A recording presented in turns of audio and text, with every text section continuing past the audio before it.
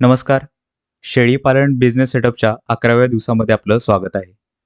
मित्रांनो, शेळीपालनाचा मेंटेनन्स हे आपलं मॉड्यूल चाललंय. तर या मॉड्यूलमधला तर खूप महत्त्वाच्या विषयाकडे आपण वळत आहोत. ते म्हणजे प्राण्यांचं आरोग्य व्यवस्थापन. आता आरोग्य व्यवस्थापन हा एक खूप महत्त्वाचा विषय आहे शेळीपालनामधला. कारण आपल्याला आपल्या प्राण्यांचं आरोग्य कसं सांभाळायचं, त्याच्यावर कोणते उपचार करायचे हे सर्व माहीत पाहिजे. पण ह्यासाठी सुरुवातीला आपण या आरोग्याबद्दलची माहिती घेणं गरजेचं आहे. कोणत्या-कोणत्या गोष्टी असतात या इथून पुढच्या व्हिडिओमध्ये तुम्हाला समजून येईलच. पण आजचा आपला व्हिडिओ कोणता आहे? तर आरोग्य व्यवस्थापनातलाच महत्त्वाचा विषय म्हणजे लसीकरण आणि जंत निर्मूलन. तर आजच्या या विषयावर आपण बोलणार आहोत. तर जंत निर्मूलन म्हणजे काय? लसीकरण म्हणजे काय? हे संपूर्ण तुम्हाला या व्हिडिओमध्ये समजून येईल. तर आपल्या या आजच्या व्हिडिओचा अजेंडा काय आहे? तर तो म्हणजे शेळ्यांचं जंत निर्मूलन म्हणजे काय असतं? ही कोणती पद्धत असते? जंत निर्मूलन का गरजेचं आहे? हे आपण आजच्या या व्हिडिओमध्ये समजून घेणार आहोत. त्याचबरोबर शेळ्यांचे साथीचे रोग कोणते-कोणते आहेत? त्याच्यावर काय उपचार असतात? किंवा त्याच्यावर प्रिव्हेंटिव्ह मेजर्स कोणते घ्यायचे असतात? म्हणजे लसीकरण काय असतं? लसीकरण का करायचं असतं? हे समजून घेणार आहोत. त्याचबरोबर लसीकरणाचा तुम्हाला एक चार्ट देणार आहे मित्रांनो आणि त्याच्यानंतर शेवटची तुमची एक टास्क राहणार आहे, ती तुम्हाला कंप्लीट करायची. हा आपला अजेंडा आहे. तर पहिला मुद्दा आहे तो म्हणजे शेळ्यांचं जंत निर्मूलन. तर मित्रांनो, जंत निर्मूलन म्हणजे काय ते थोडंसं समजून घेऊया किंवा जंताचे प्रकार त्याच्यातले पहिल्यांदा आपल्याला समजले पाहिजेत. तर मित्रांनो, हे जंत का होतात? कुठे होतात? हे समजून घेणं गरजेचं आहे आणि कशामुळे होतात? तर प्रामुख्याने मित्रांनो, ओला चारा जो आपल्याकडचा असतो, त्या ओला चारा जो प्राणी खातात त्याच्यावर जंत असतात. वेगवेगळे जंत असतात, कीटक असतात. त्याच्यामुळे प्राण्यांच्या पोटामध्ये जंतांचं प्रमाण वाढतं. तर ह्या ओल्या चाऱ्यामुळे प्रामुख्याने जंत प्राण्यांना होत असतात. मग हा ओला चारा द्यायचाच नाहीये का? नाही, असं नाहीये. ओला चारा तर द्यावाच लागणार, पण आपण काय करू शकतो, तर ह्या पोटात गेलेल्या किंवा पोटात असणाऱ्या जंतांचं निर्मूलन कसं करायचंय, ते कसं करायचं ते समजून घेणार आहोत आपण. तर प्रामुख्याने हे कोणते-कोणते जंत असतात ते समजून घेऊया. तर हे मराठीमध्ये ह्याची नावं आहेत गोलकृमी, पट्टीकृमी आणि पर्णकृमी आणि इंग्लिशमध्ये राउंडवर्म, टेपवर्म आणि फ्लक्स अशा 3 प्रकारचे हे जंत असतात. अजून वेगवेगळ्या प्रकारचे असतात, पण प्रामुख्याने हे 3 जे जंत आहेत ते आपल्याला शेळ्यांमध्ये आढळतात. तर याचं निर्मूलन करणं खूप गरजेचं आहे मित्रांनो. कारण हे राउंडवर्म किंवा टेपवर्म आहेत ते खूप असतात प्राण्यांमध्ये. टेपवर्म तर म्हणजे त्याची लांबी बरीचशी असते.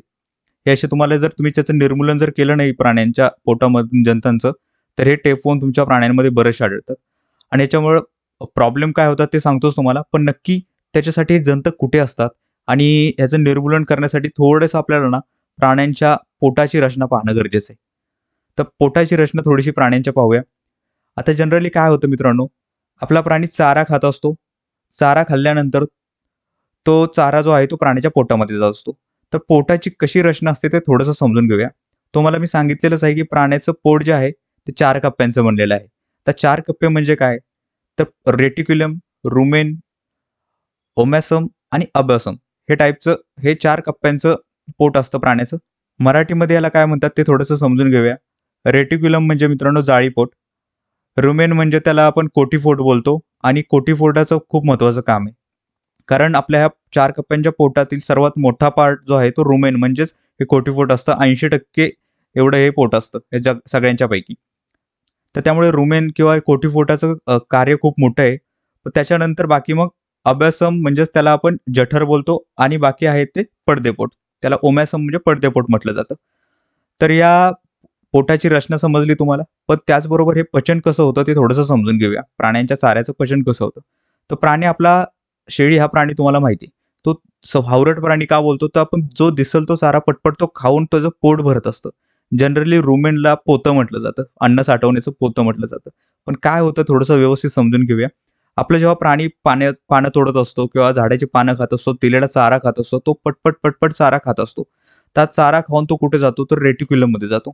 आता रेटिक्युलममधून हा चारा जो आहे, तो पुढे पास होतो रुमेनमध्ये. रुमेन म्हणजे कोटीपोटामध्ये. आता या कोटीपोटाचं काम मित्रांनो काय आहे? तर ह्याच्यामध्ये आपला चारा थोडक्यात आहे तो आंबवला जातो. आंबवला जातो म्हणजे त्याच्यामध्ये जे बॅक्टेरिया असतात, की हे बॅक्टेरियाचं काम काय असतं? तर हे बॅक्टेरिया आहेत तो हा चारा आंबवतात आणि हा चारा आहे तो आंबवल्यानंतर तो पुढे परत रुमेनचं काम काय आहे? तो परत चारा आहे तो परत तोंडामध्ये प्राण्याच्या आणणे, परत फिरवणे, की जेणेकरून तो चारा परत रवंथ करण्यासाठी येतो आणि रवंथ करून चारा परत पुढच्या ह्या 2 घटकांकडे पाठवायचं काम पण त्याचंच आहे.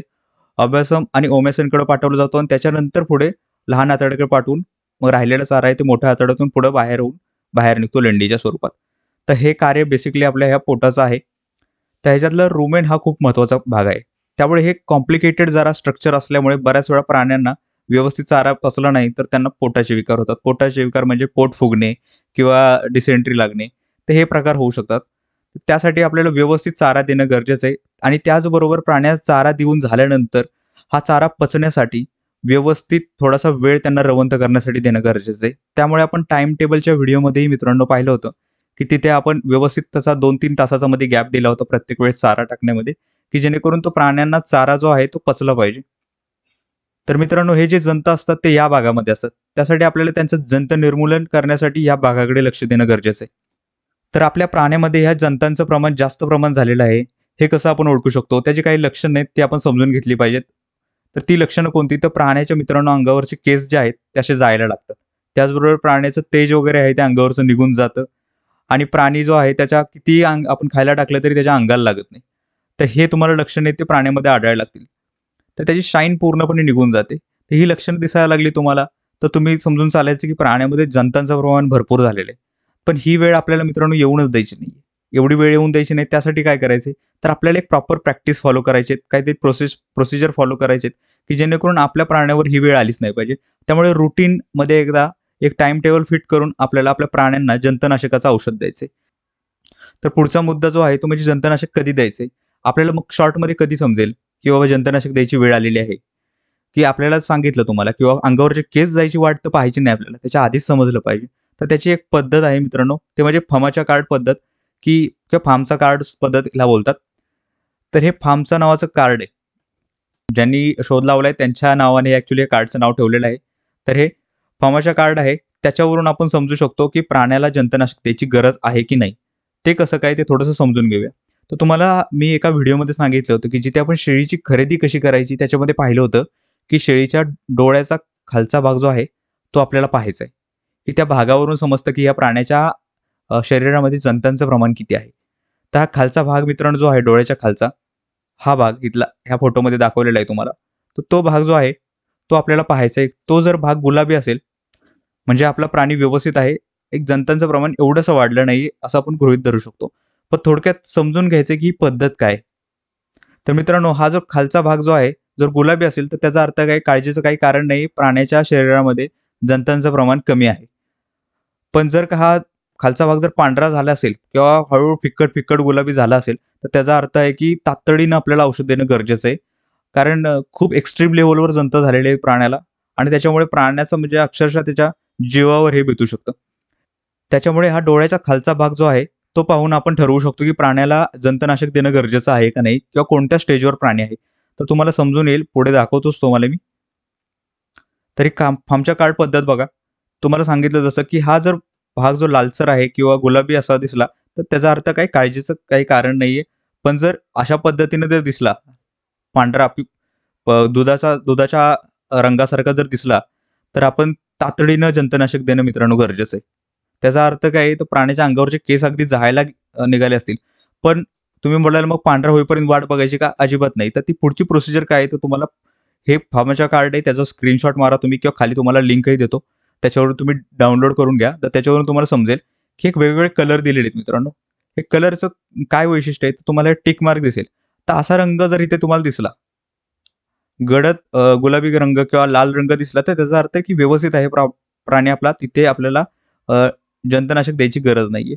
त्यानंतर हळू फिक्कट होत गेलेलं आहे, पांढऱ्या कलरपर्यंत गेलेलं आहे. दुधाच्या रंगापर्यंत गेलेलं आहे.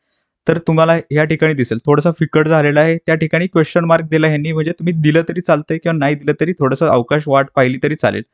या ठिकाणी तुम्ही देऊ शकता मित्रांनो. या ठिकाणी एकदम फिक्कट कलरचा एकदम फिक्कट गुलाबी, एकदम फिक्कट गुलाबी, फेंट गुलाबी दिसत असेल, तर त्या ठिकाणी आपल्याला जंतनाशक प्राण्याला देणं गरजेचं आहे. आणि जर व्हाईट कलरचं दिसत असेल तर एक्स्ट्रीम सिच्युएशन आहे, इथं तर दिलंच पाहिजे. त्यामुळे ह्या सिच्युएशनला जरी तुम्ही दिलं तरी चालू शकतं, ह्या सिच्युएशनला जरी दिलं तरी चालू शकतं. इथे तर देणं गरजेचंच आहे. त्यामुळे आपल्याला काय करायचंय, ह्याची वाटच पाहत बसायचं नाही. आपल्याला एक रुटीन लावायचंय. दर 3 महिन्यामधून मित्रांनो, दर 3 महिन्यामधून आपल्या प्राण्यांना आपण जंतनाशकाचं औषध द्यायचंय. बास बाकी काही गरज नाही करायची. पण हे फार्माच्या कार्ड आहे ती त्याच्यानं तुम्ही हेल्पमुळे आपल्याला एक सोपं पडतं, की जंतनाशक देणं गरजेचं आहे का नाही ह्याचा एक अंदाज येऊन जातो. ती कार्डची जी पद्धत सांगितली त्यासाठी एक कार्ड आपल्याकडे असण्यासाठी काय करावं लागेल, तुम्हाला जो फोटो दिलाय तो डाउनलोड करून घ्या. ह्या कार्डची प्रिंट करून घ्या आणि लॅमिनेशन करून घ्या. लॅमिनेशन केल्यानंतर हे कार्ड जे आहे ते आपल्याला उन्हापासून लांब ठेवायचे, कारण हे जे कलर आहेत तुम्हाला सांगितले ते उन्हामुळे उडून जाऊ शकतात. त्याचबरोबर हे कार्ड जे आहे ते टेस्ट करताना आपल्याला समोर पाहिजे. ज्यावेळेस तुम्ही प्राण्याची टेस्ट कराल, तुम्ही असं नाही बोलू शकत, की मला माहिती आहे हे कलर कसे आहेत ते. तर ते कार्ड तुमच्या बरोबर पाहिजे. त्यावेळेसच तुम्ही ते मॅच करू शकता. एका प्राण्याच्या डोळ्याच्या जवळ ठेवून हे कार्डचा कलर तुम्ही मॅच करू शकता, रंग मॅच करू शकता आणि त्याच्यावरून ठरवू शकता, की प्राण्याला आता जंतुनाशक द्यायची वेळ आलेली आहे का नाही, की कोणत्या स्टेजवर प्राणी आपला आहे. त्यानंतर 6 महिन्यानंतर हे कार्ड जे आहे मित्रांनो ते आपल्याला बदललं पाहिजे, कारण ह्याचा रंग आहे तो उडून जातो. ठीक आहे. तर त्याच्यानंतर मूळ मुद्द्यावर येऊया आता, की नक्की औषधं कोणती द्यायची आहेत जंत निर्मूलनासाठी. तर ही ओरल औषधं तुम्हाला सांगितली आहेत. इंजेक्शन्स पण ह्या औषधांचे अवेलेबल असतात. इंजेक्शन दिली तरी चालतात, ओरल औषधं दिली तरी चालतात. मी या व्हिडिओमध्ये तुम्हाला ओरल औषधं सांगणार आहे. पुढचा एक व्हिडिओ आपला आहे त्याच्यामध्ये तुम्हाला ह्याची दुसरी अल्टरनेटिव्ह औषधं आहेत तीही सांगितलेली आहेत, की इंजेक्शनही तुम्ही देऊ शकता. तर पहिलं औषध आहे ते अल्बोमर. अल्बोमर नावाचं व्हर्बॅक कंपनीचं औषध आहे. हे तुम्ही दिलं तरी चालतंय. पण ह्याच्यात अल्बेंडाझोल हे नावाचा एक घटक असतो, जो ड्रग असतो, तो गाभण शेळीला गेला नाही पाहिजे. कारण गाभण शेळीला दिले तर ही गाभण शेळी आहे ती अबॉर्ट होण्याची शक्यता असते. त्याच्यामुळे हे गाभण शेळीला तुम्ही औषध देऊ नका. बाकी जी औषधं तुम्हाला सांगणार आहे ती गाभण शेळीला दिली तरी चालू शकतात. तर ह्यांचं प्रमाण ह्या औषधाचं किती द्यायचंय? तर 5 किलोचा प्राणी असेल तर तुमचं 1 ml त्याला औषध दिलं तरी चालतंय. ठीक आहे. तर याप्रमाणे तुमचा जेवढा किलोचा प्राणी असेल तेवढा ml तुम्हाला त्याला मल्टिप्लाय करा आणि तेवढं औषध द्या. त्यानंतर पुढचं औषध कोणतं आहे? तर हायटेक नावाचं औषध आहे. हे प्रेग्नन्सी सेफ आहे. तुम्ही हे औषध प्राण्यांना देऊ शकता. तर ह्याचं प्रमाण किती आहे? 5 किलोला 1 mlच तुम्ही हे औषध द्यायचे. त्यानंतर पुढचं आहे वॅरबॅक कंपनीचंच आहेत सगळी औषधही. तर ही विरक्लोस नावाचं एक औषध आहे. तर तुम्ही ते औषध द्या. 1 ml द्या 10 किलोच्या पाठीमागं. ह्याचं प्रमाण थोडंसं कमी घ्यायचं आहे. त्याच्यानंतर पुढं फेनबेंडाझोल जे तुम्हाला बोललो, की गाभण शेळीला अल्बेंडाझोल चालत नाही, पण फेनबेंडाझोल आहे तर गाभण शेळीला चालू शकतं. तर हे फेनबेंडाझोल हे औषध तुम्ही दिलं 4 मिली द्यायचं तुम्हाला 10 किलोच्या प्राण्याला. ह्या प्रमाणात द्या. त्याच्यामुळे जंत निर्मूलन होऊन जातं. परंतु ही सर्व औषधं देताना एक गोष्ट लक्षात घ्यायची आहे तुम्हाला, ती म्हणजे काय? तर ज्यावेळेस तुम्ही पहिलं औषध देता, एकदा जर समजून चला तुम्ही हायटेक हे औषध दिलंय पहिल्यांदा, तर पुढच्या 3 महिन्यानंतर आपल्याला ते औषध आहे ते बदलायचे. हायटेकच नाही द्यायचं परत. मग त्यावेळेस तुम्ही विरक्लॉस द्या किंवा फेनबेंडाझोल द्या. पण अल्टरनेट करत वेगवेगळी औषध द्यायची की कारण का? तर एका औषधाची त्या जंतांना, पोटातील जंतांना सवय नाही झाली पाहिजे. कारण मग ते पुढच्या वेळेस तेच जर औषध दिलं, मग ते वर्क करणार नाहीये. त्यांच्यामध्ये तो रेझिस्टन्स तयार झाला असेल जंतांमध्ये, ते त्यांच्यावर काम करणार नाही. त्यासाठी आपल्याला ही औषधं आहेत ती अल्टरनेटिव्हली म्हणजे बदलत-बदलत दिली पाहिजेत. तरी तुम्हाला सांगितली औषधं, ही औषधं तुम्ही वापरा, जंत निर्मूलन होऊन जाईल. पण हे देत असताना मित्रांनो, औषधं कशी द्यायची आहेत, ह्याची पद्धत काय असते औषध द्यायची, कधी द्यायचं असतं, हे थोडंसं समजून घेऊया. मित्रांनो, हे समजणं खूप गरजेचं आहे. कारण कारण बरेच लोकं जंतू निर्मूलनाचं औषध देतात, पण त्याचे जंत प्राण्यांचे पडत नाहीत. त्याचं कारण काय? ते योग्य पद्धतीने न दिल्यामुळे त्या प्राण्याची जंत पडत नाहीत. ते योग्य पद्धत म्हणजे काय? कोणत्या काळात, कोणत्या वेळी द्यायचे ते थोडंसं समजून घेऊया. म्हणजे समजून चला, की हायटेकचं औषध आपण देणार आहे आपल्या प्राण्यांना.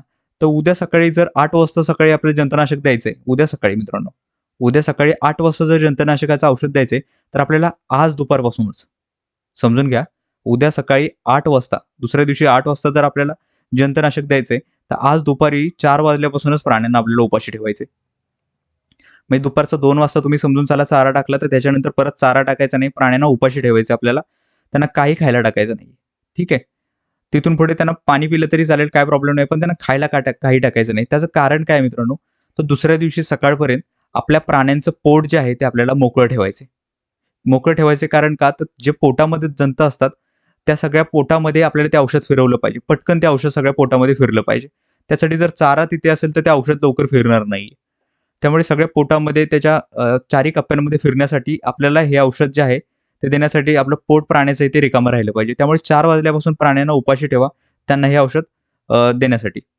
आणि त्याच्यामुळे काय करायचं दुसऱ्या दिवशी सकाळी मग 8 वाजता प्राण्यांना औषध पाजायचे. ठीक आहे. दुसऱ्या दिवशी सकाळी तुम्ही 8 वाजता प्राण्यांना औषध पाजलं आणि त्याच्यानंतर 10 ते 11 वाजता प्राण्यांना पाणी पाजा आणि त्याच्यानंतर खायला टाका. ठीक आहे. ही पद्धत फॉलो करायची. समजून घ्या हे 3 स्टेप आहेत. 8 वाजता दुसऱ्या दिवशी द्यायचे तर आज दुपारपासूनच प्राण्यांना उपाशी ठेवा आणि दुसऱ्या दिवशी मग सकाळी 8 वाजता औषध पाजा. जे कोणतं औषध तुम्ही ठरवले ते औषध पाजा. तुम्हाला औषधाचं प्रमाण पण सांगितले. अल्टरनेटिव्ह औषधं पण सांगितलीत. गावण शेळीला कोणतं चालत नाही तेही सांगितले. ते देऊ नका. आणि 10 ते 11 वाजता हे प्राण्यांना खायला टाका तुम्ही पाणी पाजून. काही प्रॉब्लेम नाही. आता हे केल्यानंतर काय होतं? जंत कधी पडतात? तर मित्रांनो जंत जे आहेत ते आज 11 वाजता तुम्ही जर खायला टाकले प्राण्यांना तर उद्या संध्याकाळी किंवा उद्या दुपारपासून जंत पडायला सुरुवात होते मित्रांनो. आजच्या दिवसात पडत नाहीत. उद्याच दुपारीपासनं किंवा उद्या संध्याकाळी वगैरे आहेत ते, हे जंत पडायला सुरुवात होतात. तुम्हाला त्या लेंड्यांबरोबर प्राण्यांची जंत पडलेली दिसतील. पण परत एकदा सांगतो, की एक गोष्ट टिप मी जी दिलेली आहे ती लक्षात ठेवा, की दरवेळेस वेगवेगळं औषध आपल्याला वापरायचं आहे. त्याच्यामुळे जंत निर्मूलन व्यवस्थित होतं. प्राण्यांमध्ये त्या जंतांमध्ये तो रेझिस्टन्स तयार होत नाही. तर डिवर्मिंग किंवा जंत निर्मूलन तुम्हाला हा मुद्दा समजलाय. तर आता आपला मुद्दा आहे तो म्हणजे लसीकरण. तर लसीकरणाची मित्रांनो काय गरज आहे थोडक्यात ते थोडंसं समजून घेऊया. तर लसीकरण म्हणजे काय असतं? लसीकरण का केलं जातं? हे सगळे आपण मुद्द्यामध्ये समजून घेणार आहोत. तर मित्रांनो, लसीकरणाची गरज काय? ते थोडंसं तुम्हाला सांगतो. तर एखादी शेळी जर समजून चला, तुम्हाला साथीचा रोग तुमच्या साथीच्या रोगाला एखादी शेळी जर किंवा एखादा प्राणी जो आहे, तो बळी पडला, तर तुमच्या संपूर्ण कळपाला मित्रांनो, ही साथीच्या रोगाची लागण होऊ शकते. म्हणजे एवढं हे डेंजरस आहे. तर आणि ह्या साथीच्या रोगाचं मर्तुकीचं प्रमाण जर तुम्ही पाहिलं, तर 80% आहे. 80% म्हणजे काय? जर 100 प्राणी तुमच्याकडे असतील, तर 20च प्राणी जगतील. 80% प्राणी तुमचे मरतील. मॉर्टॅलिटीचं एवढं प्रमाण आहे साथीच्या रोगाचं. म्हणजे थोडक्यात अजून दुसरा एक आकडा जर सांगायचा तर 10 प्राणी तुमच्याकडे असतील, तर त्यातले 2च प्राणी जगू शकतील, 8 प्राणी तुमचे मरतील, एवढं मॉर्टॅलिटीचं प्रमाण आहे. तर त्यासाठी आपल्याला काय करायचंय, ते ह्या लसीकरण प्राण्यांना द्यायचंय. बरेचसे मित्रांनो साथीचे रोग जे आहेत, ते व्हायरसमुळे होतात, म्हणजे विषाणूजन्य आहेत. त्यामुळे विषाणूजन्य जे रोग असतात, त्याच्यावर मित्रांनो काही औषध नसतं. त्याच्यावर औषध नसतं, मग आपण काय करतो? कसे उपचार करतो ह्या प्राण्यांचे? जर हा रोग जर प्राण्याला जडला, प्राण्याला झाला, तर आपण ह्या प्राणी जो लक्षणं जे दाखवत असतो, जे काही आजारी पडल्याची लक्षणं दाखवतो, ताप दाखवतो किंवा डिसेंट्री दाखवतो, ह्या लक्षणांवर आपण उपचार करत असतो. त्याच्यासाठी आपण अँटिबायोटिक देत असतो. तर त्यामुळे एक्झॅक्ट असं व्हायरल इन्फेक्शन किंवा व्हायरल जे होतात अ, आजार किंवा जे साथीचे रोग होतात त्याच्यावर काय असं एक्झॅक्ट औषध नाहीये.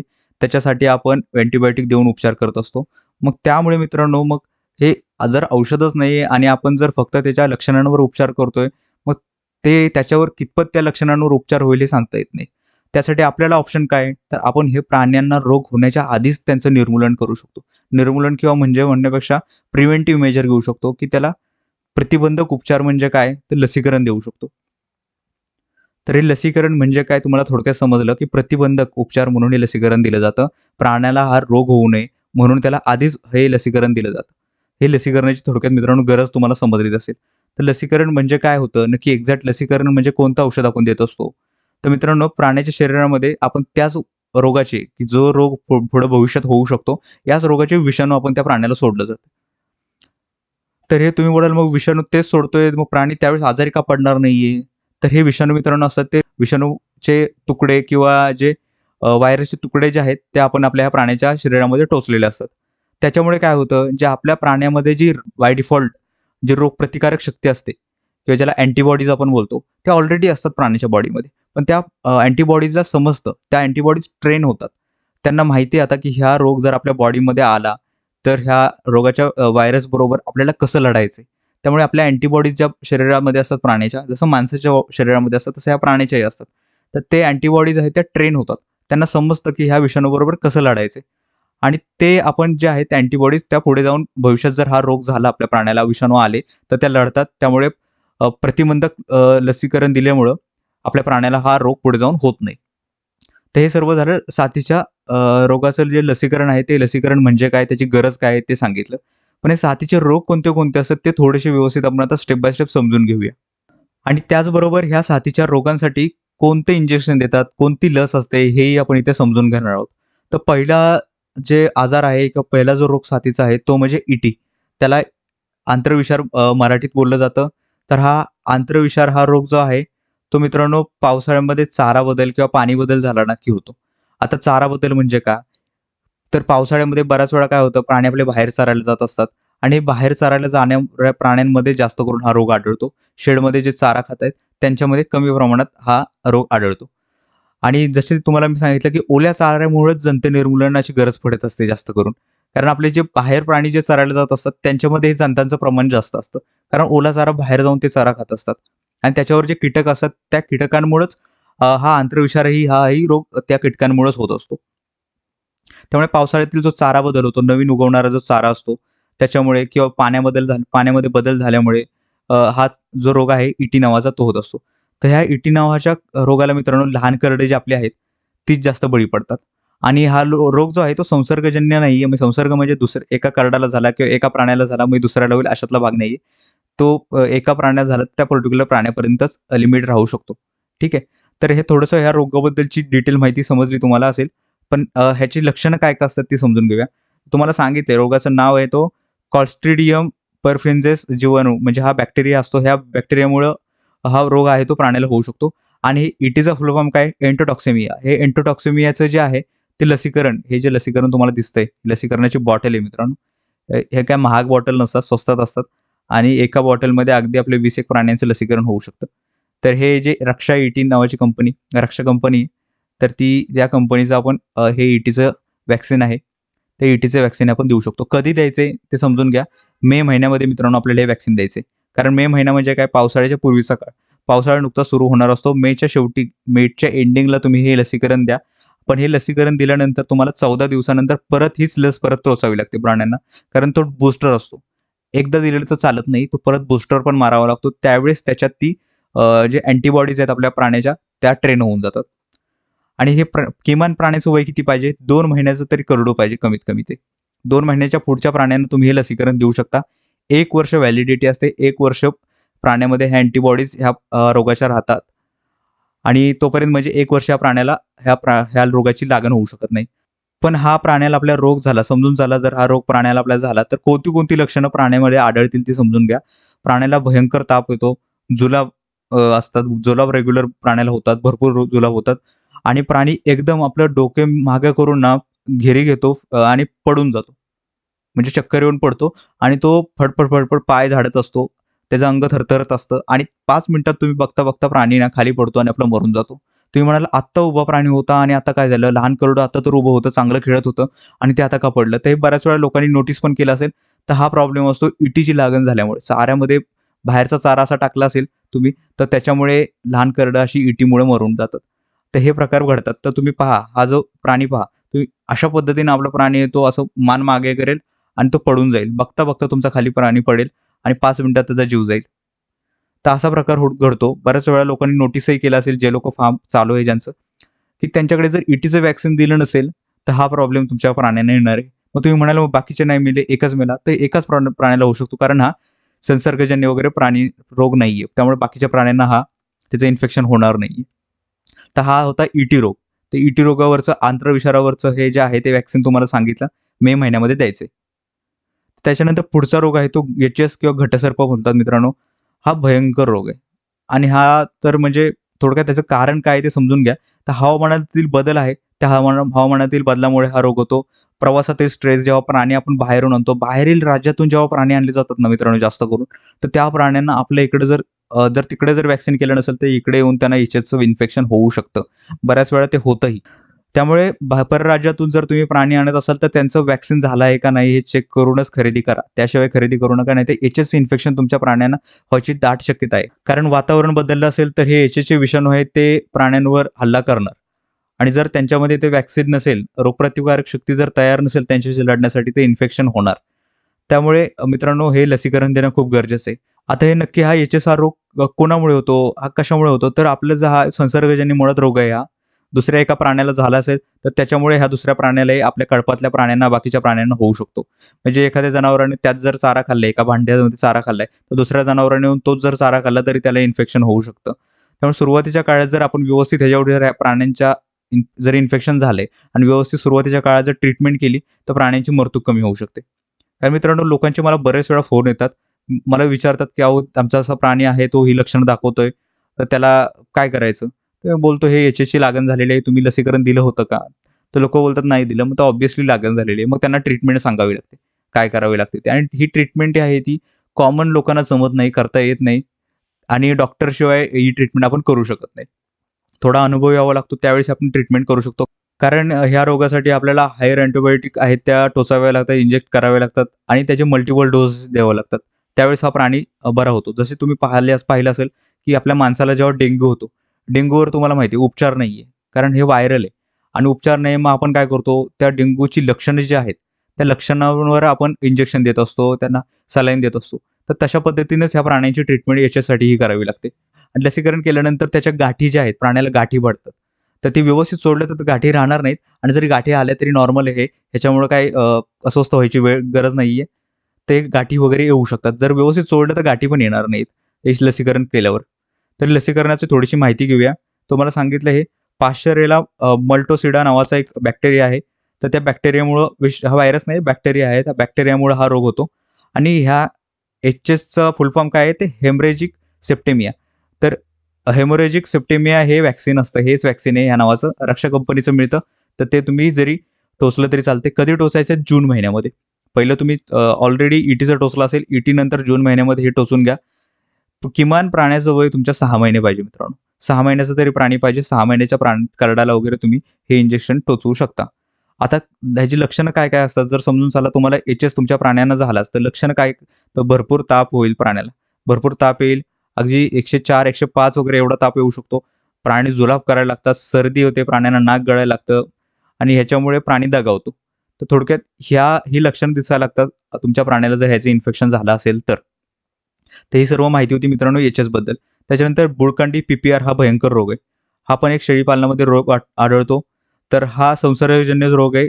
एखाद्या तुमच्या प्राण्याला जर झाला असेल, तर दुसऱ्या प्राण्याला होऊ शकतो. त्यामुळे पहिली गोष्ट काय करायची मित्रांनो, तुमचा प्राणी आजारी झाला, तो संसर्गजन्य रोग असेल किंवा नसेल, आपल्याला त्या प्राण्याला पटकन आयसोलेशनमध्ये ठेवायचे. आयसोलेशन म्हणजे काय? दुसरीकडे बाहेर दुसऱ्या कप्प्यामध्ये नेऊन ठेवायचे, की जेणेकरून बाकीच्या प्राण्यांपर्यंत तो पोहोचणार नाहीये. त्यामुळे बाकीचे प्राणी आहेत ते बाधित होत नाहीत. बाकीच्या प्राण्यांना रोग तो होत नाही. तर तुम्ही पाहाल हा रोग जर झाला प्राण्याला, तर त्याच्या तोंडावर किंवा ओठावर जखमा होतात अशा पद्धतीच्या. असे खपले पडतात, तोंडावर काटे तयार होतात. म्हणजे त्याला मावा बोलतात आपल्या गावठी भाषेमध्ये. मावा आलेला आहे तोंडावर. बऱ्याच वेळा मावा हा आहे तो पीपीआरच्याच रोगाचा असतो असं नाही. एक जनरल मावा पण येऊ शकतो. पण जर व्हॅक्सिन जर केलं नसेल आणि तुमच्या प्राण्याला मावा आलेला आहे, तर समजून चालायचं हा पीपीआरचं इन्फेक्शन झालेलं आहे. पण हा मावा येतो मग आपल्याला काय करायला लागतं? ह्याची ट्रीटमेंट अशी आहे मित्रांनो, की तोंडावर आपल्या किंवा इव्हन नॉर्मली जरी तुमच्या प्राण्याच्या तोंडावर मावा जरी आला, तरी तुम्ही ट्रीटमेंट केली तरी चालते. ह्या प्राण्याच्या तोंडावर जे आहे ना, तोंडावरून आपल्याला पोटॅशियम परमॅंगनेटच्या पाण्याने तोंड वगैरे त्याचं धुवून घ्यायचंय. पोटॅशियम परमॅंगनेटची पावडर मिळते मित्रांनो. पुढे तुम्हाला कळेलच ती पावडर कशी आहे. पुढच्या व्हिडिओमध्ये सांगणार आहे सर्व हे मी. तर ती पावडर जी आहे, त्या पावडर पाण्यामध्ये मिक्स करायची. घट्ट पाणी करायचं आपलं ते थिक पाणी होतं एकदम. पावडर टाकल्यानंतर लालसर कलरचं पाणी होतं पोटॅशियम परमॅंगनेटची पावडर टाकल्यानंतर. त्या पावडरनं आपल्या प्राण्याचं तोंड धुवून घ्यायचंय. त्याच्यामुळे इन्फेक्शन जास्त पसरणार नाही. आणि ते केल्यानंतर आपल्या प्राण्याच्या तोंडावर बोरॅक्स पावडर मिळते आणि ग्लिसरीन मिळतं. ते मिक्स करायचे. ग्लिसरीन मेडिकलमध्ये सहज मिळतं आणि ते ह्या जखमा ज्या झालेल्या आहेत, त्या थोड्याशा मऊ पडण्यासाठी आपल्याला ती पावडर आणि ग्लिसरीन लावायची, की त्याच्यामुळे त्या जखमा मऊ पडतात, खपटी पकडते त्यांना आणि ती खपटी थोड्या दिवसांनी पडून जाईल. तर हे करणं गरजेचं आहे. एचएसचा जरी रोगाचं इन्फेक्शन जरी मित्रांनो झालं, तरी तुमच्या प्राणी बरे झाल्यानंतरही त्यांना एक 15 दिवसानंतर अशा पद्धतीने तोंडावर जखमा येतात, खपल्या पकडतात आणि ते बरं होऊन जातं. त्यामुळे तिथेही तुम्हाला सेमच ट्रीटमेंट करायची. आता ह्या रोगाची विषाणू नक्की कोणता असतो? तर मॉर्बेली नावाचा हा व्हायरस आहे. त्या फॅमिलीतला एक व्हायरस आहे. तो व्हायरसचं इन्फेक्शन ह्या प्राण्यांना होऊ शकतं. तर पीपीआरचं तुम्हाला लसीकरण जे सांगितलं रक्षाचं तेही लसीकरण मिळतात. तेही तुम्ही व्हॅक्सिनची बॉटल आणू शकता आणि त्याने व्हॅक्सिन तुम्ही करू शकता. लसीकरणाची वेळ काय आहे? मे महिन्याच्या सुरुवातीला तुम्ही हे पीपीआरचे लसीकरण देऊन घ्या. काही प्रॉब्लेम येणार नाही. प्राण्याचं किमान वय तुमचं मिनिमम प्राण्याचं वय 4 महिने असलं पाहिजे. 4 महिन्याच्या पुढच्या प्राण्याला तुम्ही हे लसीकरण देऊ शकता. जर तुम्ही लसीकरण दिलं नसेल आणि तुमच्या प्राण्यांना जर हा रोग जर झाला, इन्फेक्शन झालं, तर त्याची लक्षणं काय-काय मित्रांनो? गर्भपात होतो तुमच्या प्रेग्नंट शेळीचा. तुमच्या प्रेग्नंट शेळ्या आहेत त्या पटापट गाप टाकायला सुरुवात करणार ताप वगैरे आल्यामुळं. भरपूर ताप येतो, जुलाब करायला लागतात प्राणी, तोंडातून प्राण्यांच्या फेस यायला लागतो आणि सर्दी वगैरे भरपूर असे सगळी लक्षणं तुम्हाला दिसतील आणि तोंडावर तर मावा येणारच आहे. ते सगळी लक्षणं तुम्हाला प्राण्यामध्ये दिसतील, जे आहे नाहीत तेवढी. फक्त पोटफुगी सोडून बाकीची सगळी लक्षणं दिसतील. ताप भयंकर असतो प्राण्याला आणि अक्षरशः तुमचं फार्म जे आहे ते एकदम असं सुलभ झालेलं दिसेल. पटापट, पटापट प्राणी मरत जातात मित्रांनो. मी पाहिलेले आहेत डोळ्यांनी असे फार्म. पण त्यासाठी तुम्हाला सांगितलंय, की हे सगळं होऊ नये त्यासाठी हे पीपीआरचं लसीकरण द्या. ही सगळी लसीकरण तुम्हाला देऊन घ्यायची. त्यामुळे हे वेळ येणार नाहीये तुमच्यावर. तर ही पीपीआर बद्दलची माहिती झाली. आता पुढचा एक रोग आहे तो म्हणजे एफएमडी. एफएमडी म्हणजे त्याला लाळ्या खुरकत बोलतात किंवा फूड अँड माउथ डिसीज बोलतात. तर हा आपल्याकडे मराठी आपल्या भाषेत लाळ्या खुरकत बोलतात. जनरली बाहेर फिरायला जाणारे मित्रांनो प्राणी असतात आपले.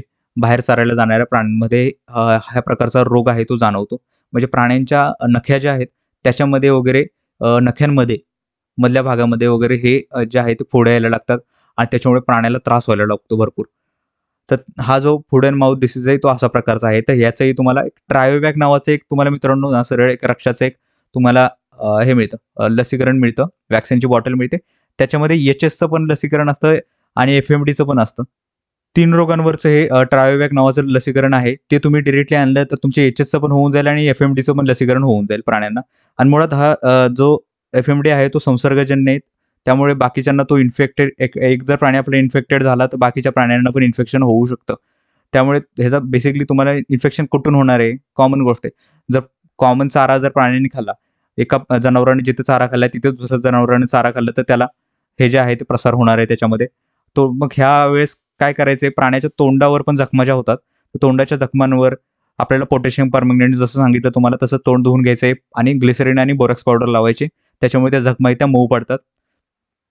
अशा तोंडावर जखमा हे पहा तुम्ही. तोंडावर असे काटे यायला लागतात. तर अशा जखमा तुमच्या प्राण्याच्या तोंडावर दिसतील. ते आपल्याला त्याच्यावर इकडे मागे पण त्याच्या तोंडावर जखमा येतील. तर त्याच्यावर ना आपल्याला ते जे आहे ते बोरॉक्स पावडर किंवा ग्लिसरीन आहे ते लावणं गरजेचं आहे. त्यावेळेस त्या जखमा मऊ होतात आणि तो प्राणी हळू बरा व्हायला लागतो. तर ह्या प्राण्याची लसीकरणाची वेळ काय आहे? लसीकरण कधी द्यायचं सप्टेंबर महिन्यामध्ये आपण ह्याला लसीकरण देऊ शकतो. परत 6 महिन्यानंतर ह्याचा बूस्टर द्यावा लागतो मित्रांनो. 6 महिन्याची व्हॅलिडिटी आहे या लसीकरणाची. त्यामुळे 6 महिन्यानंतर परत आपल्याला बूस्टर द्यावा लागतो. त्यावेळेस ह्या प्राण्याने इन्फेक्शन होणार नाही. जर तुमच्या फार्ममध्ये जर प्राणी असतील, बाहेर चरायला जात असतील, तर ह्याची जनरली लसीकरण नाही दिलं तरी चालतं. कारण आपल्या प्राण्याने इन्फेक्शन व्हायचे चान्सेस खूप कमी असतात. कारण प्राणी आपले बाहेरच जात नाही. पण बाहेर जर प्राणी जात असतील तुमचे, तर तुम्हाला ह्या प्राण्यांना लसीकरण हे देणं गरजेचंच आहे. आणि रुटीन म्हणून तुम्ही हे लसीकरण देऊन घ्या. काही प्रॉब्लेम नाहीये. एचएसचं देण्याऐवजी तुम्ही हे ट्रायोवॅक्सचं 3 ह्याचं लसीकरण एकच दिलं, तर तुमच्या हे एफएमडीचं पण प्राण्यांना लसीकरण दिलं जातं ऑटोमॅटिकली.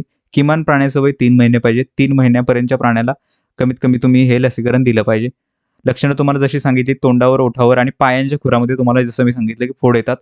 कासेवरही प्राण्यांच्या फोड येतात मित्रांनो. इन्फेक्शन कासेवरही येतं. त्यांच्या सडांवरही फोड येतात आणि शेळ्या अक्षरशः दूध देणं बंद करून टाकतात. कासेवर फोड वगैरे आल्यामुळं. तर हे प्रॉब्लेम होतात आणि त्याच्यामुळे जी दूध पिणारी करडं आहेत त्यांना दूध मिळत नाही. त्यांची उपासमार होते. हे प्रॉब्लेम जनरली एफएमडी असणाऱ्या एफएमडीच्या रोगामुळे होऊ शकतात. तर मित्रांनो मग हे सर्व सांगितलं लसीकरण कोणते-कोणते असतात ते. लसीकरणाचा तुम्हाला चार्ट दिलेला आहे मी. तर हे तुम्हाला सांगितलं एका साइडला मी लसीकरणाचं नाव काय आहे ते. कोणत्या महिन्यामध्ये द्यायचे मे, जून त्यापासून तुम्हाला अगदी डिसेंबरपर्यंत कोणते-कोणते द्यायचे ते सांगितलेले आहेत. आणि प्राण्याचं किमान वय किती पाहिजे मित्रांनो तेही तुम्हाला सांगितले. ह्या लसीकरणाचा प्रिंट काढून घ्या तुम्ही. ह्याचा फोटो वाटल्यास तर मी खाली डिस्क्रिप्शनमध्येही देतो किंवा स्क्रीनशॉट जरी मारला तरी चालू शकतं. तर तुम्हाला सांगितलेले 2 महिने 4 महिने, 6 महिने, 3 महिने अशा वेगवेगळ्या प्राण्यांची वय आहेत. त्या वयानुसार त्या प्राण्याला तुम्ही लसीकरण द्या. काही ठिकाणी बूस्टर पण देणं गरजेचं आहे. तो बूस्टर पण दिला पाहिजे. 6 महिन्यानंतर तुम्हाला सांगितलं इथे एफएमडीचा 6 महिन्यानंतर तुम्हाला परत द्यायचं आहे. आणि या पद्धतीने मी लसीकरण दिलं मित्रांनो, तर तुमच्या प्राण्यांना ह्या रोगांचं इन्फेक्शन होणार नाही. रोगाला ह्या प्राणी बळी पडणार नाहीयेत. तर थोडंसं समजून घेऊया, की लसीकरणामध्ये कोणती-कोणती काळजी घेणं गरजेचं आहे मित्रांनो. तर लसीकरण देत असताना लसीकरणाच्या आधी तुम्हाला जसं सांगितलं, की 1 आठवडा तरी किमान आधी जंत निर्मूलन करून घेणं किंवा डिवर्मिंग प्राण्यांचं करून घेणं गरजेचं आहे. जसं सांगितलं डिवर्मिंग कसं करायचंय तुम्हाला प्रोसेस सांगितलेली आहे. त्या पद्धतीनं प्राण्यांना 1 आठवडा तरी कमीत कमी तुमच्या प्राण्यांना लसीकरणाच्या आधी डिवर्मिंग करून घ्या. त्याचबरोबर दुसरा एक ऑप्शन असा काय बेस्ट तुम्हाला ते करायचं नसेल तर तुमच्या प्राण्यांना रुटीनमध्ये दर 3 महिन्यानंतर तुमच्या प्राण्यांना जंत निर्मूलन किंवा डिवर्मिंग त्यांचं करून घ्या. काही प्रॉब्लेम येणार नाही. तुम्ही मग लसीकरण कधीही दिलं तरी चालू शकतं. कारण तुम्ही रुटीनमध्ये तुमच्या प्राण्यांचं डिवर्मिंग करून घेताय. आता ही लस जी आहे, ही बऱ्याच लसी आहेत त्या आपल्याला फ्रीजमध्ये ठेवाव्या लागतात. अशा डायरेक्टली ओपन ठेवू शकत नाही. आईस पॅकमध्ये घेऊन या वाटलंच तर आणि तुमच्या घरी आणून फ्रीजमध्ये ती लस आहे ती ठेवा. कारण ती फ्रीजमध्ये ठेवणं गरजेचं आहे. फ्रीज असणं गरजेचं आहे. त्याचबरोबर एकदा वापरलेली तुम्ही बाटली फोडलेली आहे समजून चला, की एकदा लसीकरण द्यायला तुम्ही बाटली फोडली प्राण्यांची, तर ती बाटली जी आहे, ती परत वापरायची नाहीये. त्याच दिवशी सगळी संपवून टाकायची, नंतर ती राहिलेली असेल ती फेकून द्या. तर त्यामुळे तुम्हाला माहीत असेल, की आता तुम्हाला एक गोष्ट साधी सांगतो. जर तुम्हाला हे लसीकरण तुम्ही म्हणाल ऑब्व्हियसली आम्हाला हे काही जमणार नाही लसीकरण पहिल्या वेळेस आम्ही नवीन लोक आहे. साधी गोष्ट आहे. आपले जे लोकलचे जे गव्हर्नमेंटचे डॉक्टर असतात, त्यांच्याकडे ह्या लसींचा गव्हर्नमेंट स्टॉक येत असतो मित्रांनो. तुम्हाला ही लस आणायची पण गरज नाहीये. जर त्यांच्याकडे नसेल तर तुम्ही आणा. तर तुम्हाला काय करायचंय, ह्या डॉक्टरलाच इन्व्हाईट करायचे फार्मवर. डॉक्टरला बोलावून घ्या, 4 पैसे त्याला द्या. डॉक्टरलाच बोलावून घ्यायचे आणि डॉक्टरबरोबर चांगले कॉन्टॅक्ट्स ठेवा. तुमचा खूप भरपूर फायदा होणार आहे. आपल्या लोकल डॉक्टरबरोबर. त्याचे चांगले अगदी त्याला जेवण वगैरे घाला तुमच्या लोकल डॉक्टरला. खुश ठेवा त्यांना. कारण त्यांच्याकडून खूप फायदा होणार आहे तुम्हाला. तुम्हाला जेव्हा काही गोष्टींमध्ये अडचण येणार आहेत, प्राणी आजारी पडणार आहेत, त्यावेळेस तुम्ही त्यांना कॉल केला तर तुम्हाला ते ट्रीटमेंट पण सांगू शकतात आणि तुम्हाला ते तुम्ही त्यांना बोलावलं तर त्यांना वेळ असेल तर ते येऊ पण शकतात. त्यामुळे चांगले संबंध ठेवा त्यांच्याशी. वेगळा स्पेशल डॉक्टर तुमच्या फार्मसाठी तुम्हाला ठेवायची गरज नाहीये सुरुवातीच्या काळामध्ये. त्यामुळे ह्या डॉक्टरांकडे असा एक आपल्याकडे स्टॉक येत असतो गव्हर्नमेंटचा ह्या लसींचा स्टॉक. ते डॉक्टर काय करत असतात, जेव्हा एकदा लसीकरणाची ही बॉटल जी आहे, ही वायल जी आहे, ती जेव्हा फोडतात ते काय करतात, तर ही लसीकरणाची जी वायल आहे, ती एकदा फोडल्यानंतर गावातील सर्व जनावरांना हे व्हॅक्सिन देऊन टाकतात, इंजेक्शन देऊन टाकतात. म्हणजे ती त्यांना बॉटल एका दिवशी सगळी संपवायची असते. त्यामुळे आपण काय करायचं, अशी बॉटल तरी घेऊन या किंवा जरी गव्हर्नमेंटच्या स्टॉकमधली गव्हर्नमेंटची डॉक्टरांनी जर आणली असेल, तर ते इंजेक्शन केलं तरी चालतंय. पण एकदा फोडलेली बाटली परत वापरायची नाही मित्रांनो. ती बाटली त्याच दिवशी संपवून टाकायची. त्याचबरोबर लसीकरण जे आपलं आहे, ते जे निरोगी प्राणी आहेत, आजारी प्राण्यांना अजिबात करायचं नाही. जे प्राणी निरोगी आहेत, व्यवस्थित फिट आहेत, त्याच प्राण्यांना आपल्याला हे लसीकरण करून घ्यायचे. 3 महिन्याच्या वरच्या गाभण शेळ्यांना हे लसीकरण देऊ नये. परत सांगतो तुम्हाला. लोकांची बऱ्याच इन्क्वायरी अशी केली जाते, की मग गाभण शेळ्यांना हे लसीकरण द्यायचंय का? 3 महिन्याच्या वरची जर प्रेग्नंट शेळी असेल तुमच्या, तर लसीकरण द्यायचं नाही. एक फक्त अपवाद आहे, ते म्हणजे कोणतं धनुर्वात आणि ईटी. म्हणजे टेटॅनस म्हणजे धनुर्वाताचं इंजेक्शन असतं. ते इंजेक्शन किंवा ईटीचं इंजेक्शन आहे ते तुम्ही गाभण शेळ्यांना देऊ शकता. त्याचा काही प्रॉब्लेम येणार नाहीये. पण बाकीचे जे इंजेक्शन आहे ते दिली नाही तरी द्यायचीच नाही आहेत मुळात. लहान कार्डांना 3 महिन्यानंतर लसीकरण करायचं तुम्हाला सांगितलं. एक आहे कोणतं तरी, ते 2 महिन्यामध्ये केलं तरी चालतंय. पण 3 महिन्यानंतर एक करायला लागला तर तुमचं एक बरं पडतं. टेन्शन राहत नाही. एक आपला पर्टिक्युलर काळ आपल्याला माहीत असतो. 3 महिने झाले की आता लसीकरण दिलं तरी काही प्रॉब्लेम नाहीये. ईटीचं लसीकरण आहे ते आधीच्या कार्डांना तुमच्या अगदी कार्डांना जरी दिलं तरी चालतं. 1 महिन्याभराच्या कार्डांना, 20 दिवसाच्या, 25 दिवसाच्या कार्डांना जरी तुम्ही ईटीचं लसीकरण दिलं तरी चालतं. कारण 3 महिन्यापर्यंत ह्या कार्डांच्या बॉडीमध्ये ऑटोमॅटिकली अँटीबॉडीज दुधामधून आलेल्या असतात. त्यामुळे वेगळं काही लसीकरण द्यायची गरज नाही. लहान कार्डांना ईटीचं दिलं तरी चालेल किंवा 3 महिन्यानंतर सरळ जरी लसीकरण तुम्ही दिलं असेल, तरी काही प्रॉब्लेम येत नाही. आता लस ज्या ठिकाणी दिलेली आहे मित्रांनो, त्या ठिकाणी त्या लसीचं म्हणजे काय, कशी देतो? इंजेक्शनच्या स्वरूपात दिलेली असते ही लस. तर ही लस आहे ती त्या ठिकाणी चोळणं गरजेचं आहे मित्रांनो. त्या ठिकाणी चोळलं व्यवस्थित, तर तिथं गाठी येणार नाहीयेत. नाहीतर प्राण्यांना गाठी येऊ शकतात आणि जरी गाठी आल्या, तरी त्याचं काही मोठी गोष्ट नाहीये. त्या निघून जातात, फुटून जातात वगैरे. त्यामुळे त्याची काही अडचण येत नाही. तर ह्या लसीकरणामध्ये जर इंजेक्शन टोचलं तर व्यवस्थित सोडलं तर ते गाठी पण येणार नाहीयेत. तर ही सर्व माहिती मित्रांनो होती डिवर्मिंग आणि व्हॅक्सिनबद्दलची. थोडक्यात मला तुम्हाला एवढं सांगायचं आहे, की व्हॅक्सिनची बॉटल मित्रांनो असतो ती ₹100-150 असते फक्त. जर ती ₹100-150 ची बॉटल आणायला तुम्ही विसरला आणि जर ते लसीकरण दिलं नाही आणि जर तुमच्या प्राण्यांना हे जर इन्फेक्शन झालं, तर अक्षरशः तुम्हाला सांगतो ₹20,000-25,000 तुमचे वाया जातील. फक्त तुमचा 20-25,000 तुमच्या अगदी ना 20-25 प्राणी असतील किंवा 30-35 प्राणी असतील तर. एवढे तुमचे 10, 15, ₹20,000 तुमचे खर्च होतील इंजेक्शन वारीच. कारण त्या हायर अँटिबायोटिकचे डोसेस असतात ते स्वस्त नसतात. एक बॉटल महाग असते ती. आणि एक इंजेक्शन नाही, प्राण्याला सकाळी 3, संध्याकाळी 3 अशा अक्षरशः तुम्ही 7-8 दिवसाची ट्रीटमेंट करावी लागेल एका प्राण्याला. डॉक्टर कुठला येणार नाही फार्मवर कारण एवढी ट्रीटमेंट करणं डॉक्टर परवडत नाही डॉक्टरला. डॉक्टर काय तुमच्याकडे 12-12 तासांनी इंजेक्शन मारायला येणार नाही आणि आपल्याला त्यातला अनुभव नसतो. हे मी स्वतःच्या अनुभवावरून सांगतोय. एकेकाळी अक्षरशः आपल्याला डोकं धरून बसायची वेळ येते. जर हे लसीकरण जर दिलं नसेल तर. सगळ्या प्राण्यांना इन्फेक्शन झालं तर. कारण बरेचसे रोग आहेत ते संसर्गजन्य. त्यामुळे पहिली गोष्ट तर प्राण्यांना आयसोलेट करायचे. प्राणी जर कुठला इन्फेक्टेड झाला असेल तर त्याला वेगळं करायचं. ही गोष्ट लक्षात घ्या. तुमच्या म्हणजे अक्षरशः उतरवून ठेवा स्वतःच्या तुमच्या ह्या गोष्टी. त्यामुळे तुमची टास्क आजची आहे ती सांगणार आहे त्याच्यामध्ये तुम्हाला कळेलच. मी ही गोष्ट तुमची 100% तुम्ही ध्यानात तुमच्या घेणारच आहात. पण थोडेसे लोकांचे प्रश्न आधी समजून घेऊया. लोकांचे प्रश्न असे आहेत, की जंतुनाशक किती दिवसांनी द्यावे? मी तुम्हाला सांगितलं सरळ एक प्रॅक्टिस फॉलो करा. 3 महिन्यानंतर जसं तुमचं जंतुनाशक आहे ते द्या प्राण्यांना. काही प्रॉब्लेम येणार नाही. गाभण शेळीला जंतुनाशक द्यायचे का? अल्बेंडाझोल जे सांगितलं तुम्हाला, तो जर घटक तुमच्या जंतुनाशकामध्ये असेल तर देऊ नका. जंतुनाशक गाभण शेळीला ते देऊ नका. बाकीचे आहे फेनबेंडाझोल किंवा हायटेक वगैरे औषधं आहेत. विरक्लॉस जे बोललो तुम्हाला, ते औषध जे गाभण शेळीला दिलं तरी काही प्रॉब्लेम नाहीये. त्यानंतर गाभण शेळीला लसीकरण करावे का? तुम्हाला 2 सांगितलं टेटॅनस आणि ईटी. हे जे 2 आहेत ती गाभण शेळीला चालतात. पण बाकीच्या शेळ्यांना 3 महिन्याच्या वरच्या गाभण शेळीला ही लसीकरणं देऊ नका. 3 महिन्याच्या आत असेल तर दिली तरी काही हरकत नाहीये. त्यानंतर रोगाची साथ आल्यावर लसीकरण दिल्यास फरक पडेल का? हां, हा एक मुद्दा खूप महत्त्वाचा आहे. लोकं बरेच वेळा अशा पद्धतीने इन्क्वायरी करत असतात, की समजून चला एखाद्या रोगाची साथ आली. मला समजा एखाद्या माझ्या प्राण्याला ईटीची लागण झाली आणि ईटी किंवा एचएसची लागण झाली. तर मी आता ती एचएसची लस दिली तर चालेल का? तर मित्रांनो काय सांगतो तुम्हाला, ही जी एचएसची लस किंवा ईटीची लस असते, ती लस म्हणजे काय असते तुम्हाला सांगितलं पहिल्यांदाच मी. लस म्हणजे निष्क्रिय केलेले जे बॅक्टेरिया किंवा व्हायरसचे तुकडे जे असतात किंवा व्हायरस असतात, ते आपण आपल्या प्राण्याच्या बॉडीमध्ये सोडत असतो. म्हणजे अँटीबॉडीज त्याने ट्रेन होत असतात. पण मला सांगा, जर ऑलरेडी आपल्या अँटीबॉडीज ट्रेनच नाहीयेत, तयारच नाहीयेत त्या रोगाशी लढण्यासाठी, तर मग हे निष्क्रिय केलेले जे बॅक्टेरियाचे तुकडे किंवा व्हायरसचे तुकडे आहेत, ते इंजेक्ट करून फायदा काय होणार आहे? कारण आपली बॉडी प्राण्याची आधीच ऑलरेडी तयार झाली पाहिजे होती. ऑलरेडी तो बळी पडलेला आहे त्याला. बळी पडलेला आहे, तर मग तो त्याच्यावर काम करणार नाहीये लसीकरण दिल्यामुळे. त्यामुळे रोगाची साथ आल्यावर लसीकरण देऊन आपल्याला फायदा नसतो. अजिबात नसतो. तुम्हाला प्राण्याची एकतर अधिक तब्येत तुमची आहे ती खालवू शकते. त्यामुळे रोगाची साथ आल्यावर ते लसीकरण देऊन उपयोग नाही.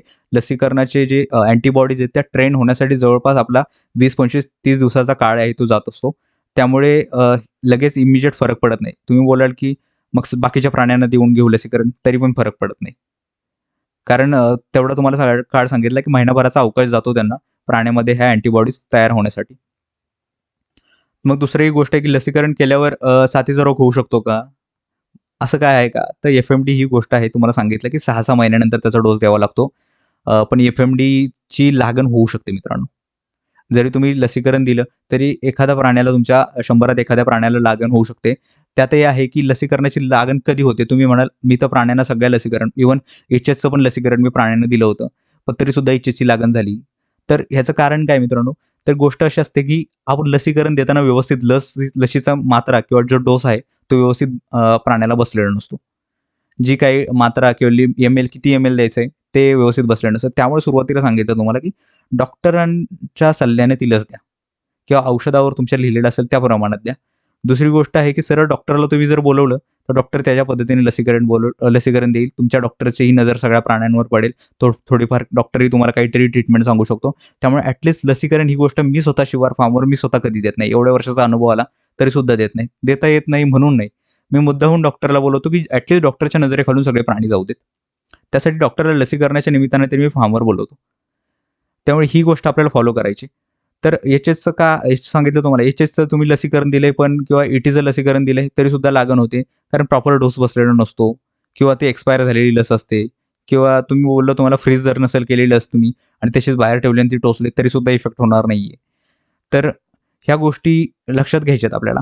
तर हे प्रॉब्लेम असतात.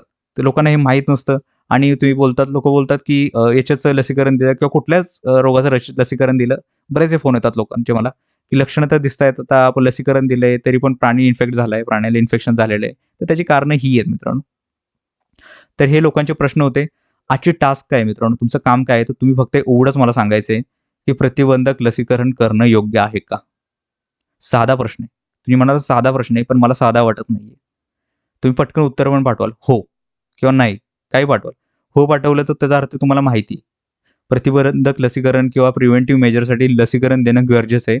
कारण लसीकरण जर दिलं नाही, ₹100-150 लसीकरण असतं ते. पण ते जर दिलं नाही, तर अक्षरशः पुढे ₹10,000-15,000 खर्च करावे लागतील प्राण्यांच्या ट्रीटमेंटसाठी आणि प्राण्यांचे बळी जातील.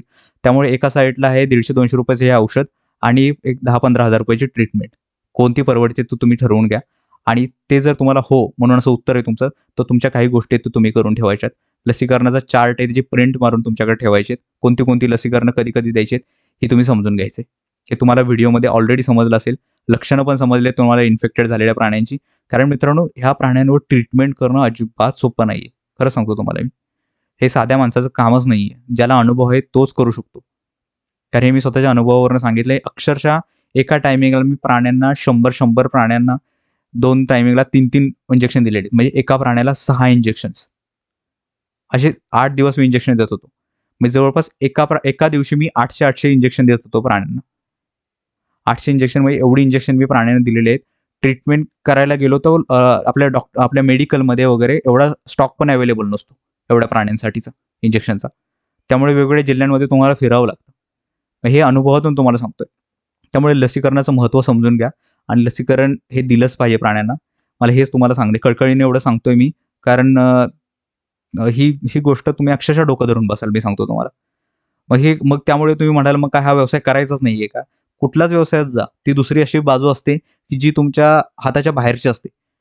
तुम्ही फक्त एवढंच करू शकता, की ही गोष्ट आपल्यापर्यंत येऊ नये, आपल्या फार्मवर येऊ नये ह्याची काळजी घेऊ शकता. बर्ड फ्लू घ्या ना साधी. बर्ड फ्लू जर पक्ष्यांना झाला तर तुम्ही काय करू शकता? पोल्ट्रीवर बर्ड फ्लू ज्यावेळेस होतो, त्यावेळेस अक्षरशः लोकं डोकं धरून बसतात. कारण प्राणी फटाफट मरत असतात. त्या मानाने हे इकडे तरी आपल्याला पॉसिबिलिटी आहे, की आपण इकडे लसीकरण तर देऊ शकतो प्राण्यांना. त्यामुळे ही गोष्ट आपल्याला फॉलो करायची. तर मित्रांनो, आजच्या व्हिडिओमध्ये इथपर्यंतच थांबूया आणि भेटूया आपण पुढच्या व्हिडिओमध्ये. पुढचा व्हिडिओ खूप छान आहे. त्याच्यामध्ये तुम्हाला आरोग्य व्यवस्थापन समजणार आहे. तोपर्यंत सर्वांचं धन्यवाद.